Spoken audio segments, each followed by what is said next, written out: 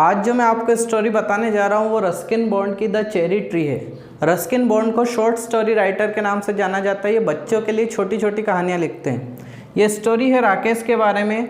राकेश जिसने दादाजी की सलाह से चेरी आप जानते होंगे, जो पेस्ट्री वगैरह आपने देखी, पेस्ट्री के ऊपर जो लाल कलर का फल रहता है छोटा सा, उसको चेरी बोला जाता है।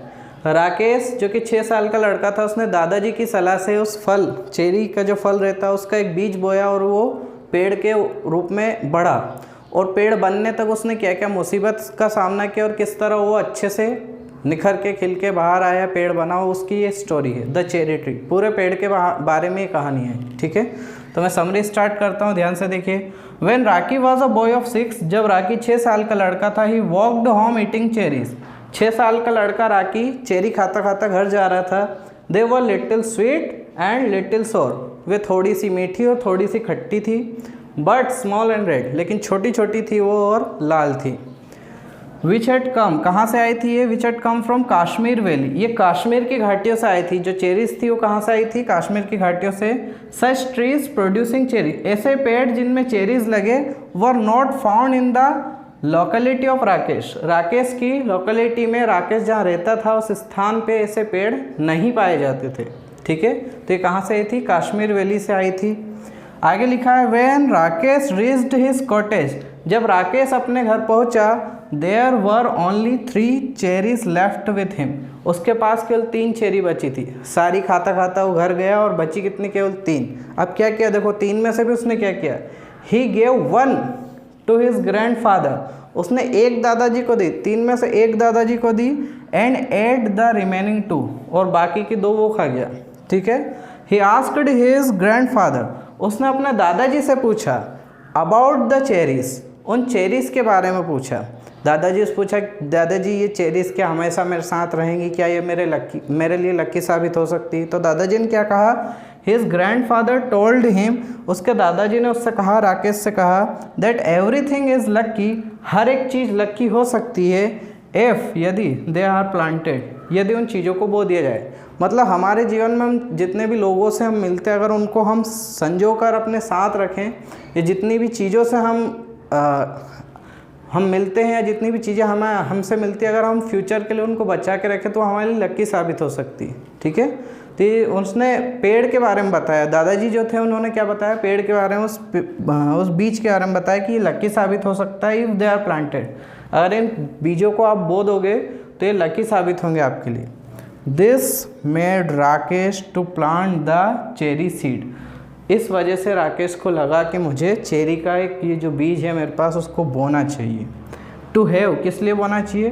टू हैव मोर चेरीज, ताकि मेरे पास और चेरीज हो सके, फ्यूचर में मैं ज़्यादा से ज़्यादा चेरीज ले सकूं। आगे क्या हुआ? बोने की कंडीशन में क्या किया उसने? Rakesh planted the cherry seed, Rakesh ने जो चेरी का बीज था वो बोया इन द ग्राउंड, उसने एक मैदान में बोया। और ग्राउंड में भी कहाँ पे? वेयर, जहाँ पर it was soft and yielding, जहाँ पे ज़मीन थोड़ी सी नरम और मुलायम थी, वहाँ पे उसको बोया। वन स्प्रिंग मॉर्निंग, अब बो दिया तो क्या हुआ? एक बसंत की सुबह उसने देखा। वन स्प्रिंग मॉर्निंग, एक बसंत की सुबह, ही फाउंड, उसने देखा। क्या देखा उसने? द प्लांट शूटिंग अप, उसने देखा एक बसंत की सुबह। वन स्प्रिंग मॉर्निंग, एक बसंत की सुबह, ही फाउंड, उसने देखा the plant shooting up a little. Shoot up का मतलब होता है जैसे बीज अपन बोते हैं और वो बीज बन के बाहर एक छोटी सी कली, जमीन से जैसी कली निकलती है उसको शूट अप बोलते हैं। आपने एक बड़ा सा पेड़ देखा होगा, उन बड़े से पेड़ उस तने में छोटी सी कली बाहर निकल आती है। एक बड़ा सा पेड़ है, बड़ा सा तना है, उसमें से हरे कलर की जो कली है वो बाहर आ जाती है, तो शूट अप। ठीक है, शूट्स बोलते हैं उनको, कलियां बोलते हैं, छोटी छोटी कलियां जो बाहर निकलती हैं उनको शूट्स बोलते हैं। तो क्या देखा उसने? वन स्प्रिंग मॉर्निंग, उसने देखा एक बसंत की सुबह की, the plant shooting up a little, वो जो पौधा था वो थोड़ा सा निकल के बाहर आ रहा था। व्हेन द प्लांट, अब थोड़े दिन बाद, व्हेन, जब, the plant was a half meter high, जब आधा मीटर ऊंचा, इतना लगभग, जब आधा मीटर ऊंचा वो प्लांट हो गया, तब क्या हुआ?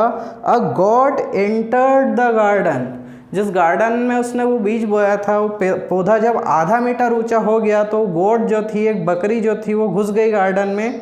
And ate up the leaves, और उसने वो पत्तियाँ सारी की सारी खा ली, वो जो पौधा था उसकी सारी पत्तियाँ खा ली, living a stem only. Stem, stem का अर्थ होता है डंडी। आप इमेजिन कर सकते हैं एक छोटा सा पौधा जिसकी सारी पत्तियाँ कुछ खा जाए या निचोड़ उसमें से पत्तियाँ हटा दी जाए तो एक डंडी बची केवल। तो एक बकरी घुस गई थी, जब वो आधा मीटर ऊंचा था, बकरी घुस गई उसमें गार्डन में और उसकी सारी पत्तियाँ खा गई, केवल एक स्टेम। स्टेम का अर्थ होता है एक डंठल, एक डंडी, एक डंडी उसने छोड़ दी। आगे क्या हुआ मैं आपको आगे बताता हूँ।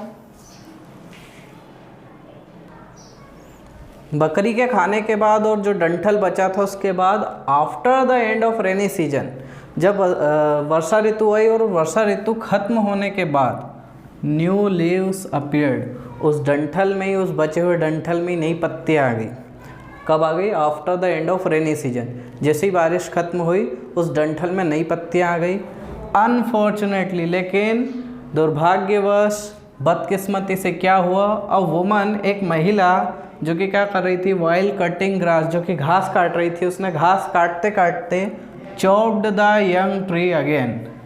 जैसे उसमें नई पत्तियाँ आई थी after the end of rainy season, बारिश खत्म होने के बाद जो नई पत्तियाँ आई थी, लेकिन बदकिस्मती से क्या हुआ, एक महिला ने घास काटते वक्त, घास काटने के साथ ही उस यंग ट्री, उस छोटे से पेड़ को फिर से चॉप्ड, चॉप्ड का अर्थ होता काट देना, दो हिस्सों में बांट देना, से चॉप्ड, काट दिया, ठीक है, फिर से काट दिया।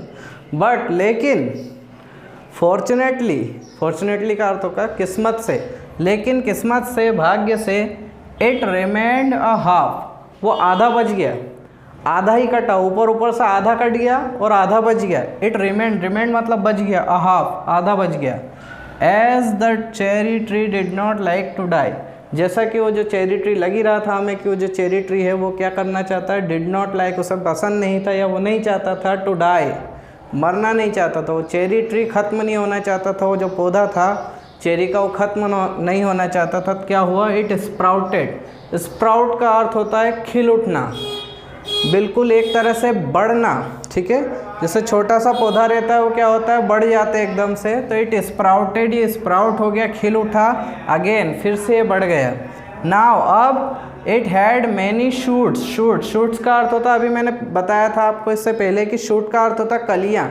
अब इसमें बहुत सारी कलियाँ भी खिलने लग गई थी, कलियाँ भी आ गई थी। वन डे, एक दिन क्या हुआ, Rakesh found a Harry caterpillar. देखो कैटरपिलर का मतलब होता है इल्ली, और हैरी कैटरपिलर ऐसी इल्ली जिसके आसपास बाल होते हैं, आपने देखा होगा, अपनी देशी भाषा में उसको कान खजूरा बोलते हैं, ठीक है। हैरी कैटरपिलर एक ऐसी इल्ली जिसके आसपास बाल होते हैं, या कान खजूरा जिसको बोलते हैं, और ज़्यादा ही अच्छी लैंग्वेज में, गांव की लैंग्वेज में कान मेंडल, ठीक है, कान खजूरा रहता हो। हैरी कैटरपिलर एक ऐसी इल्ली जिसके आसपास बाल हो। तो एक दिन, वन डे राकेश फाउंड, एक दिन राकेश ने देखा कि हैरी कैटरपिलर एक ऐसी इल्ली जिसके आसपास बाल होता है, मतलब जो कान खजूरा रहता है, उसने देखा कि वो जो कान खजूरा था ऑन द ट्री, उस पेड़ के ऊपर बैठा था, वो जो पौधा था उसके ऊपर बैठा था। कौन? हैरी कैटरपिलर, ठीक है। विच, और वो क्या कर रहा था, वो जो कान खजूरा था वो क्या कर रहा था, विच एट अप लीव्स, जिसने सारी पत्तियाँ, उस जो पेड़ था, वो पौधा था, छोटा सा पेड़ तो बना ही नहीं था, वो जो पौधा था उसकी सारी पत्तियाँ खा ली। एट अप लीव्स, उसने सारी पत्तियाँ खा ली, किस तरह, एज मील्स, जैसे कि उसका भोजन हो, उसके भोजन की तरह उसने सारी पत्तियाँ, उस इल्ली ने सारी पत्तियाँ खा ली। Rakesh picked it up, Rakesh ने उसको उठाया, उसी को पेड़ से यूँ उठाया, चिमटी से पकड़ के उठाया, एंड और थ्रू इट अवे, और उसको फेंक दिया, दूर फेंक दिया, ऑन अ वॉल, उठा के दूर दीवार पे फेंक दिया। In due course of time, फिर धीरे धीरे, कोर्स है COURSE, आगे क्या हुआ, in due course of, in due course of time, in due course of time का मतलब होता है उचित समय आने पर, या सही समय आने पर, या समय आने पर। In due course of time, समय आने पर, द ट्री ग्रू मच, वो जो पेड़ था वो बहुत बड़ा हो गया, एंड, और reached equal to the height of Rakesh, जो राकेश जितना बड़ा था ना, जितनी राकेश की हाइट थी ना, उतनी ही इक्वल, उसके equal, reached equal to the height of Rakesh, Rakesh की हाइट के बराबर वो पौधा बढ़ गया। नाउ, और अब क्या था, इट वॉज ब्लॉसमिंग टू, अब वो खिल भी रहा था। ब्लॉसम का मतलब होता है खिलना, इस तरह खिलना कि उसमें कलियां और फूल आना शुरू हो। कलियां और फूल जब आना शुरू होते तो उसको बोलते ब्लॉसम। अब वो जो पेड़ था इट वॉज ब्लॉसमिंग टू, अब वो पेड़ खिल भी रहा था। एंड और क्या हो रहा था, प्रोड्यूस्ड सम सॉर चेरीज, और उसमें कुछ खट्टी चेरीज लगने लग गई थी। To be riped in future, ripe का अर्थ होता पकना, वो खट्टी चेरियाँ लगने लग गई थी। To be riped in future, जो कि भविष्य में पकने को थी या पकेंगी। ये समरी आपको अच्छी लगी हो तो इसको लाइक कीजिएगा, इस वीडियो को अपने दोस्तों के साथ शेयर करें। अगर चैनल पर नए हैं, सब्सक्राइब नहीं किया तो सब्सक्राइब कर ले। अगर ये समझ में नहीं आता है, अभी भी आपको ये समझ में नहीं आया, तो आपके पास आपके हाथ में ही मोबाइल है, आपके हाथ में मैं हूँ, मुझे पीछे कर सकते हैं, आगे कर सकते हैं, एज यू वांट, जैसा आप चाहें। Okay, so if you have understood it, if you liked this, then you can like this video and share it with your friends so that they can also learn. Okay, if this video was helpful for you, then please like this video, and if you are new in this channel, then subscribe my channel. It's very helpful channel. Okay, thank you.